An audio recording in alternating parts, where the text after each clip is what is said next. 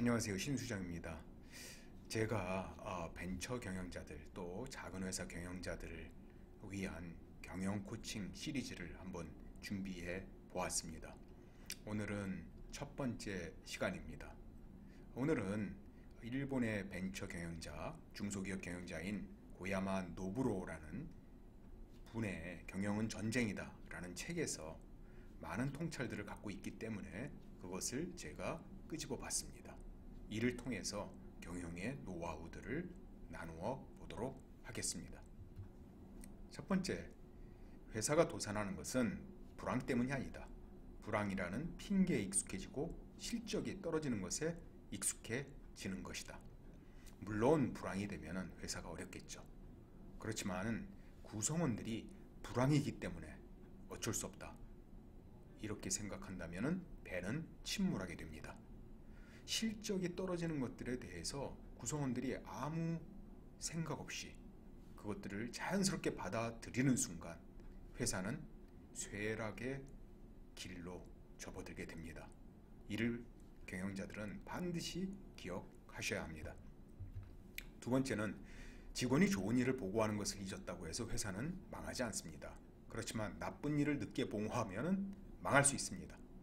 사장은 불리한 보고를 적극 묻고 듣는 환경을 조성해야 합니다. 저도 CEO를 오랫동안 했었는데요. 재밌는 것은 좋은 소식들은요, 직원들이 서로 전화하고 문자하고 메일을 합니다. 그렇지만 나쁜 일이 일어나게 되면은 최대한 늦게 하고요, 서로 미루게 됩니다. 그것이 인간이 가지고 있는 기본적인 심리입니다. 그런데요, 좋은 일 늦게 듣는다고 해서 문제될 거 하나도 없습니다. 그렇지만 나쁜 일은 늦게 들으면 문제가 됩니다. 왜냐하면 윗사람이 빠르게 이 문제를 해결을 해야 되는데 그 타이밍을 놓치게 될 수가 있죠. 근데 이러기 위해서는 이러한 부분들을 솔직하게 털어놓는 문화가 기업에 조성돼야 됩니다. 그렇지 않으면 보고가 점점 지연되고 또는 은폐하게 됩니다. 그러면 작은 문제가 나중에 눈덩이처럼 커져서 회사를 망하게 할 수 있는 데까지 이르게 할 수 있습니다. 세 번째는요, 보고는 귀로 듣는 것이 아니라 입으로 묻는 것이다. 계속 질문해서 현장의 진실을 파악하라. 저도 보고를 참 많이 받습니다. 그런데 보고서에는 대부분 요약되어 있고요, 좋은 얘기들만 써 있습니다. 거기에 현장의 모습들이 잘 담겨져 있지 않습니다.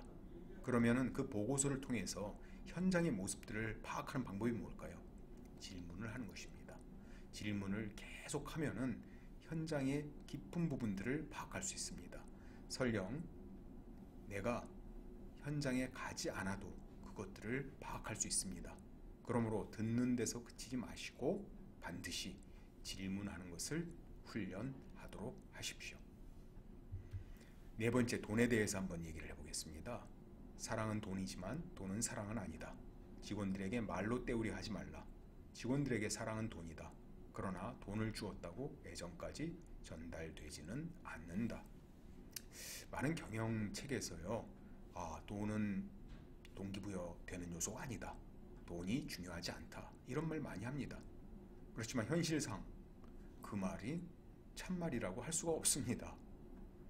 돈을 제대로 주지 않는데 임직원들이 만족할까요?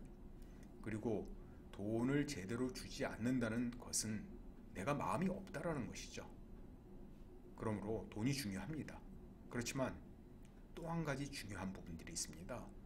CEO가 임직원들에게 돈을 많이 준다고 해서 임직원들이 행복해 하는 것은 아니라는 것입니다. 그리고 CEO를 사랑하고 존경한다는 것은 아닙니다. 그러므로 돈은 중요하지만 돈으로 사랑을 살 수는 없습니다. 다섯 번째요. 경영은 예술이 아니다. 흉내낼 것은 흉내낸다. 단 동일업종 1등을 흉내내면 2등밖에 못한다. 타업종 1등을 흉내내라. 경영이 무슨 예술활동하는 것이 아닙니다. 뭐 창작물을 만드는 것이 아닙니다. 우리가 배울 것은 배우고 도움을 받을 것은 도움을 받아서 우리 경영에서 승리를 하는 것이 필요합니다. 그런데 진짜 배우는 것은 1등한테 배우는 것이 아닙니다.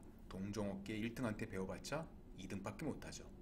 진짜 배우는 것은 타업종의 1등한테 배우는 것입니다. 6번째요. 사장이 그만하라고 하지 않는 한 회사의 어떤 일이든 계속된다. 합리화란 절약이 아니고 버리는 것이다. 진짜 생산성이라는 것은 무엇일까요? 생산성을 높이려면은 일들을 버려야 합니다. 그런데요, 실무자들이 스스로의 일을 버리겠나요? 이게 별로 불필요하고 이게 회사에 가치를 부여하지 않는다고 생각해도 실무자들은 자신의 일을 버리지 않습니다. 왜냐하면 그 일을 버렸을 때 자신이 뭐 할지, 자신의 직업의 위험이 생기거든요. 그러니까 실무자들은 절대 자신의 일을 버리지 않습니다. 그러면 그것을 버릴 수 있도록 의사결정하는 사람은 사장밖에 없습니다. 사장이 뭔가 나서지 않으면 절대 합리화는 이루어지지 않는다는 것입니다. 7번째, 고객은 1등만 기억한다. 작은 분야에서라도 1등이 되면 직원들도 자긍심을 갖는다. 대기업과 중소기업의 전략은 완전히 다르죠. 중소기업, 작은 회사의 전략은 송곳 전략입니다. 이리저리 여러 일을 펼쳐서 다양하게 하는 것이 중소기업, 벤처가 갈 길이 아니죠. 반드시 어떤 작은 분야라도 1등을 해야 됩니다. 1등을 할 때 성장할 수 있고요. 직원들도 자긍심을 갖게 됩니다. 8번째, 고객은 똑같이 취급해서는 안 된다. 큰 고객은 만족도를 향상시키고 작은 고객은 기본 불만을 감소시킨다. 고객 만족 중요하죠. 근데 모든 고객을 다 만족시키려고 해봅시오. 그럼 어떻게 되겠습니까? 비용이 너무나 많이 지불되죠. 그렇다고 해서 고객들의 불만을 감소하는 정도만 해서는 또 핵심 고객들이 들어오지 않습니다. 그러므로 고객의 차별화된 대응을 해줘야 합니다. 큰 고객들, 비용을 많이 지불하는 고객들에 대해서는요, 만족도에 초점을 맞춰야 됩니다. 그렇지만 많은 고객들은 불만 감소에 초점을 맞춰야 됩니다. 이것을 거꾸로 하잖아요. 회사가 망하게 되겠죠. 9번째, 판매 전략 포인트는 2가지다. 경쟁사 상품의 불만과 자사 상품의 만족 사유를 파악하는 것이다. 너무나 당연하고 쉬운 얘기죠. 그렇지만 기업들이 객관적으로 이 부분들을 파악하는 경우 많지 않습니다.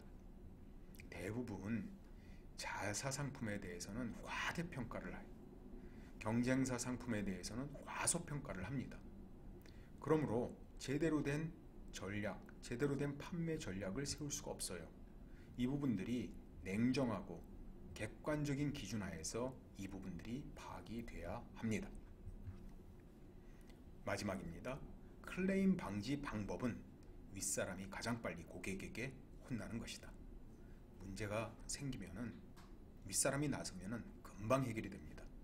그렇지만 의사결정할 수 없는 아랫사람이 나서서 주물럭주물럭 거리다가는 일이 커져버립니다. 그러므로 고객에 대한 이슈가 있거나 큰 이슈가 있으면 빨리 윗사람이 나서야 합니다. 중소기업에서는 사장이 나서는 게 가장 최고입니다. 빨리 나서서 빨리 해결하세요.